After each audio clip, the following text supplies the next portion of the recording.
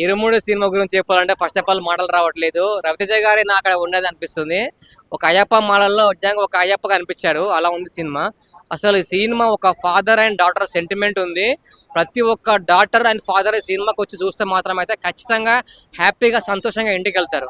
అసలు ఆ సాంగ్స్ ఉన్నాయి చూడు, మల్లెపూల పల్లకి, బంగారు పల్లకి అనే సాంగ్స్ థియేటర్లో చూస్తుంటే గూస్ బంప్స్.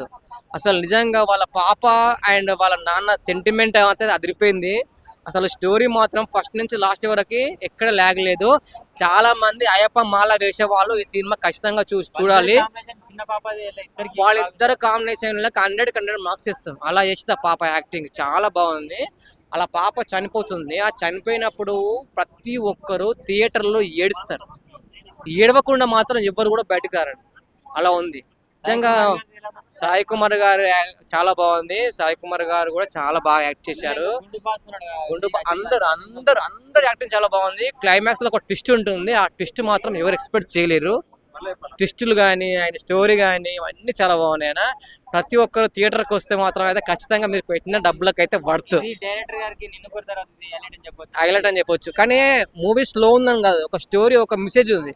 ఆ మెసేజ్ కానీ ఒక అయ్యప్ప మాల వేసిన వాళ్ళు ఏం చేస్తారంటే చాలా వరకు మాల అయిపోయిన తర్వాత వచ్చి ఎమ్మటే మందు తాగడం అవన్నీ చేస్తుంటారు. సేమ్ అది కూడా చూపించారు. ప్రతి ఒక్కటి క్లియర్ కట్ గా చూపించారు. ఓ అమ్మ, మల్లెపూల సాంగ్ అయినప్పుడు అసలు మొత్తం థియేటర్ లో గూస్ బంప్స్. నిజంగా చాలా ఒక్కొక్కరు మస్తు సైలెంట్ అయిపోయారు థియేటర్ లో. అసలు ఆ సాంగ్ వచ్చినప్పుడు చెప్పులు ఇప్పారు చాలా మంది. అలా ఉంది. 100% చూడవచ్చు.